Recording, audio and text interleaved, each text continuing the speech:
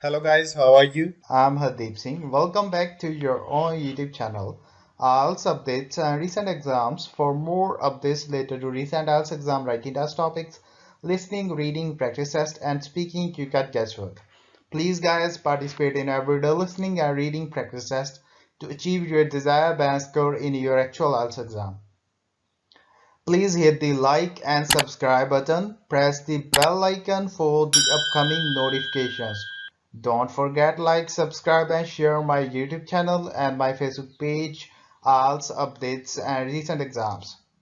Part 1. You will hear a telephone conversation between a client who wants to rent short-term accommodation and a rental agent. First, you have some time to look at questions 1 to 5.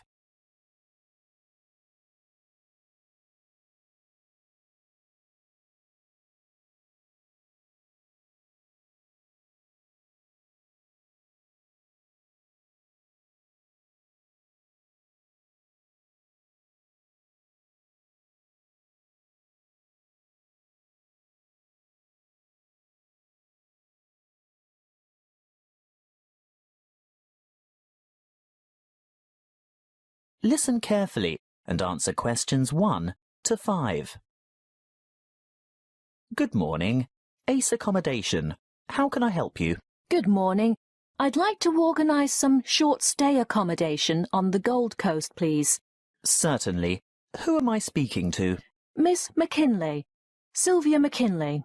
Could you spell your family name for me, please? It's MAKKINLAY. Thank you. And your first name is Sylvia? Yes. Is that with an I or a Y? A Y, the old-fashioned way. That's SYLVIA. Thank you, Miss McKinley. Now, just for our records, can you tell me what country you live in? Of course. It's England, actually. I thought so. Now, when are you coming? Well, at the moment, we're planning on arriving on July the 26th. Oh, the 25th. That's the last day of the public holiday, and it might be difficult to find something available on that date. No, we're coming on the 26th of July. Oh, well, that's fine then.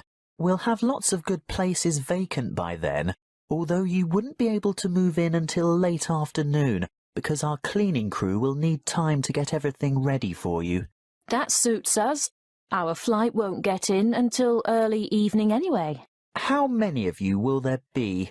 Just my sister and myself. And how long do you intend to stay? Oh, only a couple of weeks. We'd like to stay longer, but we'll have to get back to work. So, you're not coming on business then? No, it's just a holiday. Why, what difference does that make? Oh, you'd be surprised. Business people have different needs. You know, wireless internet, even fax machines and photocopiers. No, we won't need any of that stuff. We'll be coming to relax and get away from all that kind of thing. Before you hear the rest of the conversation, you have some time to look at questions 6 to 10.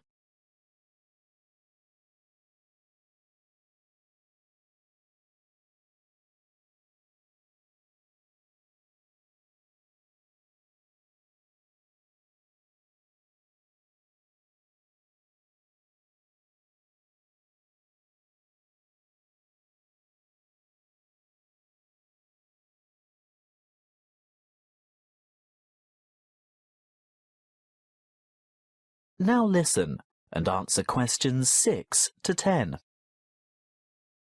Good. Now, what exactly are you looking for? A house, a duplex, or an apartment? What's a duplex? Oh, that's what you might call a townhouse or a unit. You know, 2 houses semi-detached on the same property. Oh, I see. I think an apartment will suit us just fine. And how many bedrooms? 2. 1 or 2, it depends on the size. My sister and I don't mind sharing if it's a decent-sized bedroom with 2 beds. Well, that makes it easier. And car parking? Will you require a lock-up garage? They're a little harder to find with an apartment. We'll have a hire car, and as far as I know, there are no regulations concerning car parking. I think as long as it's not parked on the street and it's secure, there shouldn't be any problems. OK. Now, I'm assuming you want something by the beach. Yes, that's the idea. We want to enjoy the surf, sand and sunshine. OK, but before we settle on an area and discuss your price range, I'll need to know about other necessities. What do you mean? Well, for example, do you want to be close to a shopping mall or the casino or the fun parks? Or do you want to be in a complex with or near a swimming pool? No, none of that really matters to us.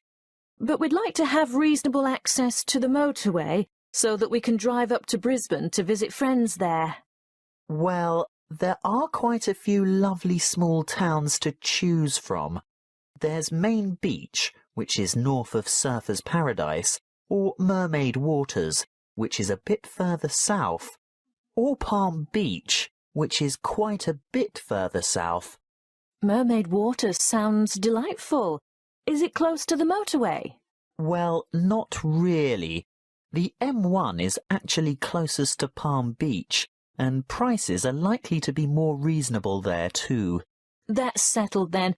Palm Beach it is. Now, if you'll just give me your email address, I can send you information about the town and lots of photos.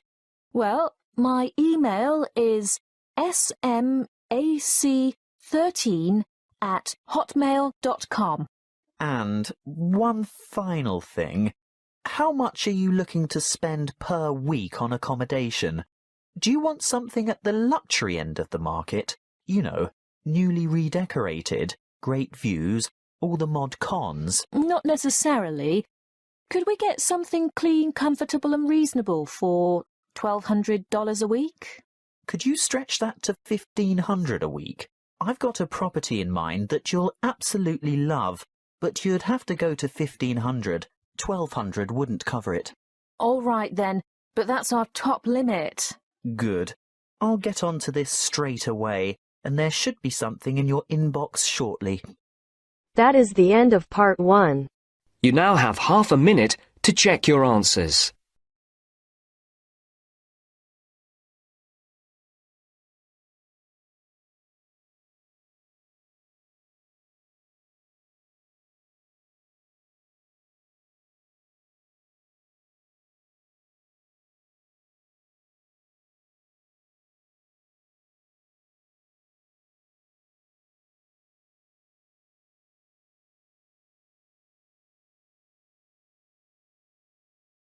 Now turns to part 2.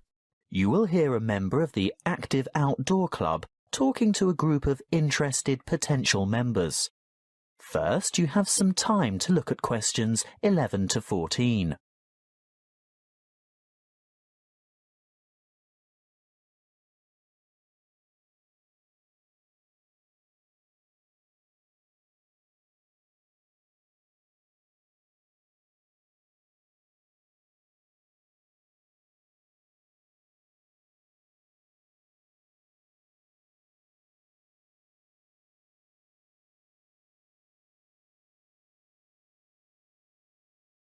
Listen carefully and answer questions 11 to 14.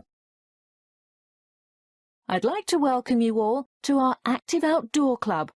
I'll start by telling you a little bit about the history of the club and all that it can offer, and there will be a chance for you to ask questions over tea and coffee in the lobby afterwards.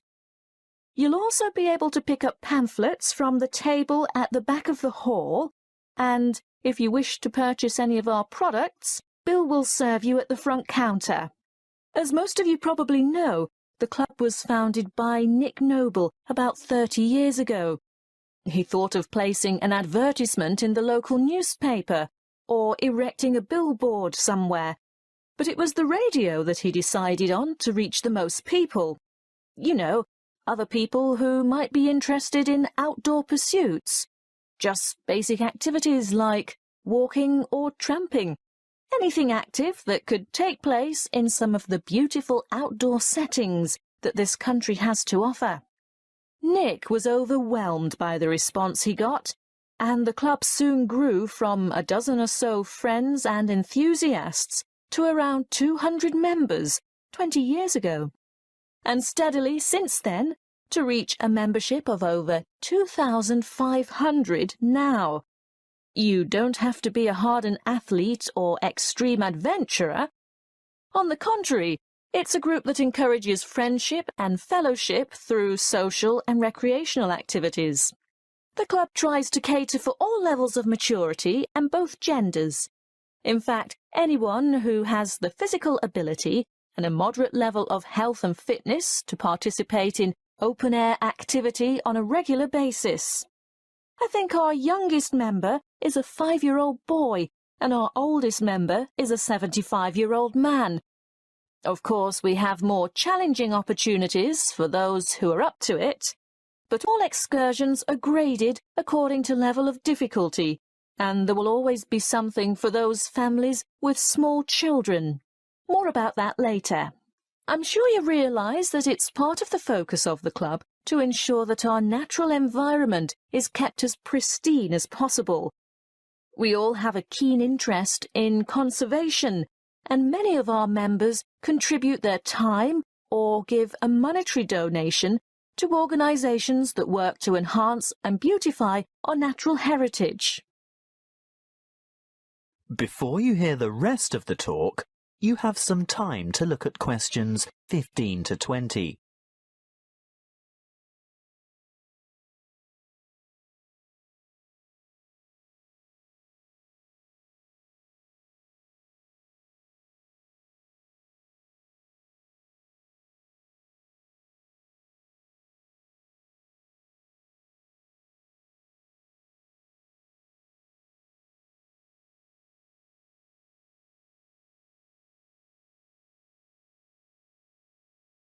Now listen and answer questions 15 to 20. OK, now going back to the grades of activity, first of all, tramping. This is very popular with singles and couples without children, but is certainly not restricted to those groups. Tramping is arranged for Tuesdays and Saturdays throughout the year. Most tramps are of a duration of 3 to 5 hours, depending on the weather and the terrain, and of course the time of year. You would need to check the newsletter or the website to find out place and time, and if you wish to participate, phone the coordinator who can give you more information.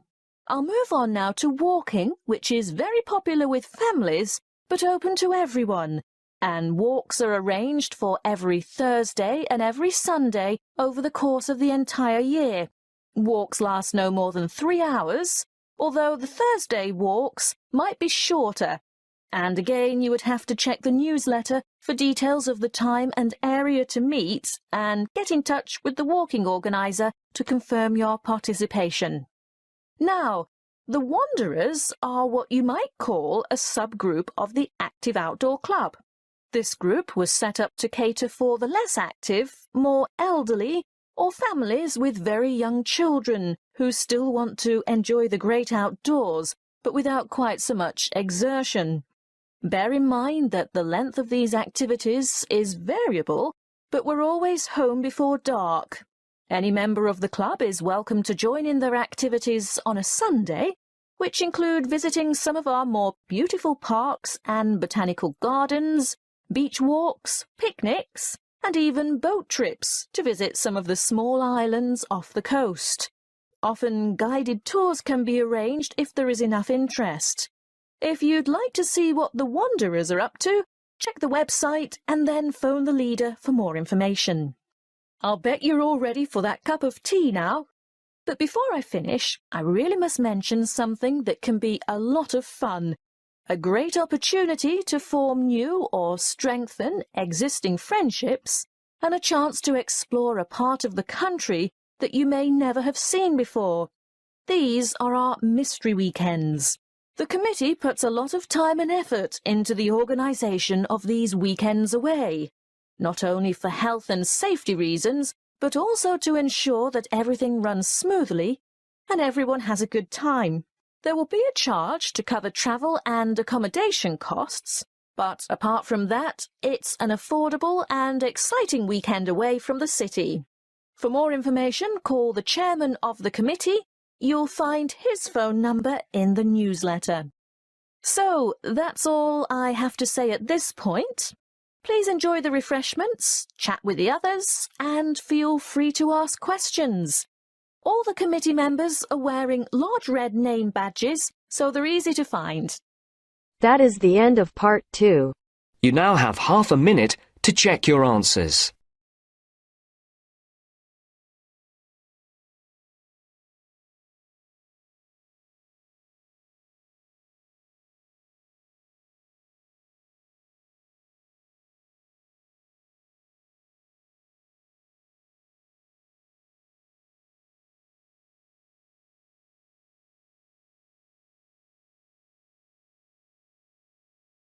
Now turns to part 3.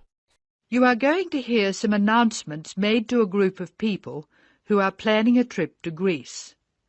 First, you have some time to look at questions 21 to 25.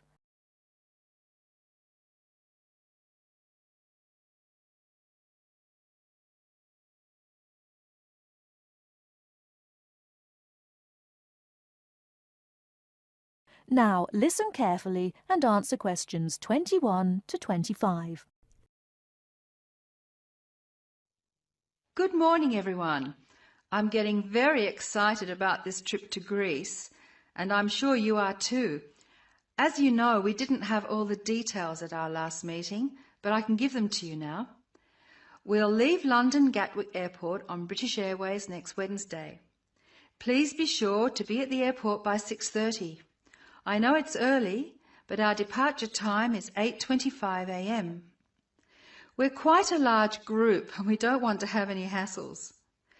Please be sure to have all your travel documents ready. We'll arrive in Athens at 2:25 in the afternoon and there'll be a vehicle there to meet us. It'll be a full-sized coach so everyone can travel together. We'll spend 3 full days in our hotel in Athens, although we're only being charged for 2 nights accommodation, which is good news. The second day we'll go to the National Archaeological Museum to see the enormous collection of ancient Greek works of art, antiques, statues, a brilliant display. We'll eat out at a typical Greek restaurant on Thursday night. It's going to be a very busy time in Athens. Friday morning and afternoon we'll visit historic sites, but we have nothing planned for the rest of the day. On Saturday we're off to the islands, the Greek islands of ancient myth and modern romance. Now the big news. At first we thought we'd take the ferry, but we've been very lucky to secure a sailing boat, which is big enough for all of us. I'm really excited about this part of the trip because we'll see the islands to the best advantage and we'll be able to cruise around and sleep on board. We'll get off at different islands and for one part of the trip we'll have people playing Greek traditional music actually on board with us. Now I'll pass out a brochure with all the details. You have some time to look at questions 26 to 30.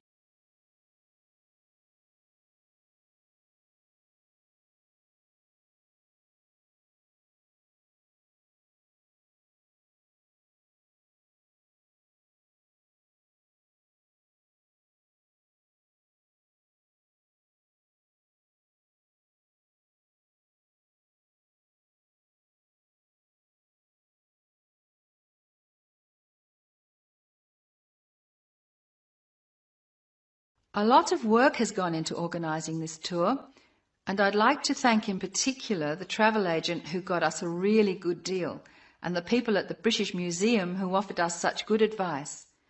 Trips like this only happen because of the hard work of really expert people. As you know, we have planned a gathering for when we return. I have a list of things which the committee would like you to bring to the party. They are your pictures and something to eat for everyone to share. You are almost bound to have people ask what we have in common and why we're travelling as a group. I suppose the answer is that we're interested in learning about old societies and vanished cultures, and we all enjoy travelling. Of course we enjoy fine food too, but that's not as important. Oh, I nearly forgot the last piece of information. You'll see there are labels which I have passed around for you to put on all your luggage. Could you fill them in, please?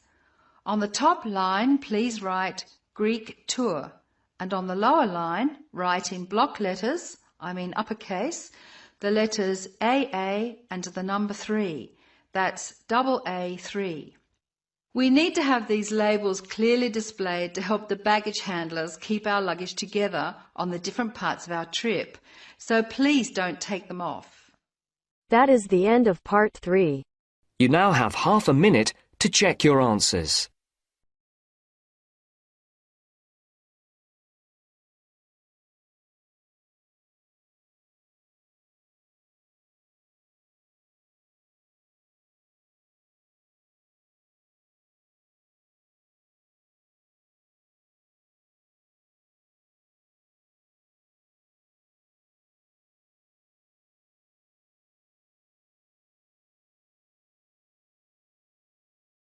Now turns to part 4. You'll hear a programme on the city of Brisbane. First, you have some time to look at questions 31 to 40.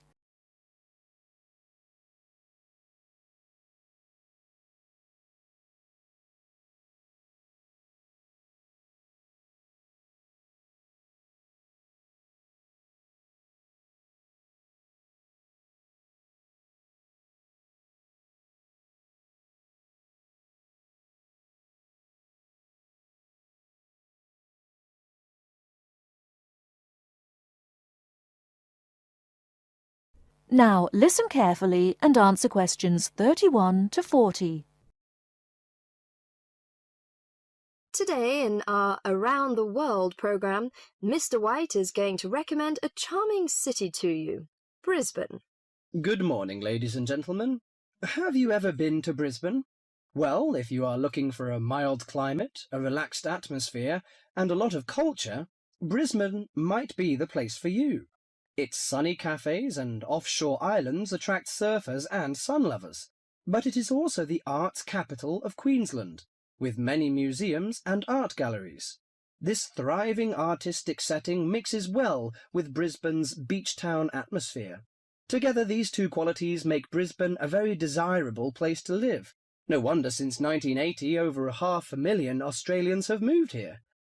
Brisbane is now Australia's third largest city. English settlers living in Australia established Brisbane in 1842. At that time, more than 100,000 Aboriginal Australians were living in Queensland. As the settlers discovered Queensland's resources, more and more of them moved in. Regretfully, the settlers drove the Aboriginal Australians from their lands. By 1859, Brisbane had grown into a prosperous city. In 1988, the world watched as Brisbane hosted the World Expo. This international fair showcased new technology, but it also showed off the city of Brisbane to the world. Brisbane also hosts a wide range of events year-round. In April, everyone can enjoy a few laughs at the Comedy Festival, and movie lovers will enjoy a film festival that takes place every August. For 2 weeks in September, there is an outdoor festival of the arts. In October, a music festival draws a large crowd. And in January, you can see Brisbane's most bizarre event. You may be surprised to hear that. The annual cockroach races. That's right, people really do train and race cockroaches. Brisbane's nice climate and compact design makes it easy to explore on foot. Follow the golden arrows in the footpath around the city centre. This will lead you on a tour of Brisbane's historical district.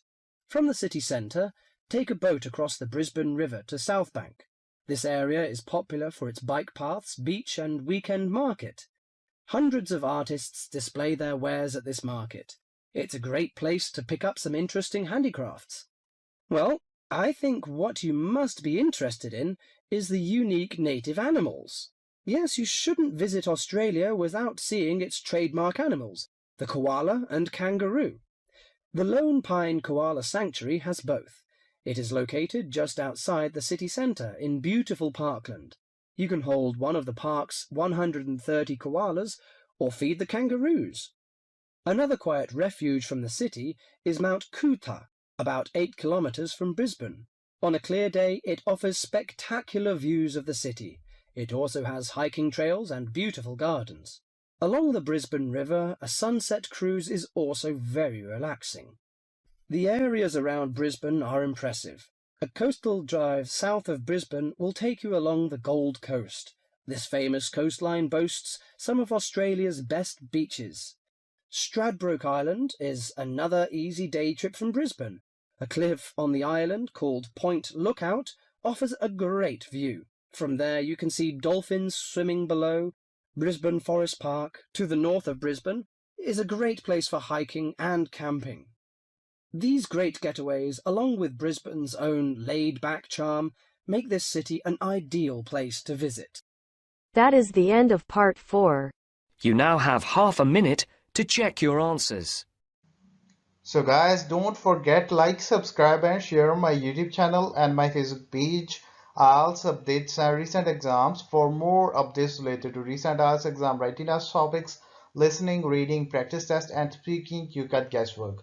Please guys, participate in everyday new IELTS listening and reading practice tests to achieve your desired band score in your actual IELTS exam. For more IELTS material, visit my official website www.ieltsupdatesandrecentexams.com. The link is given below in the description. If you need PDF files of latest IELTS material, then please join my Telegram channel. So guys, please write your score below the comment section.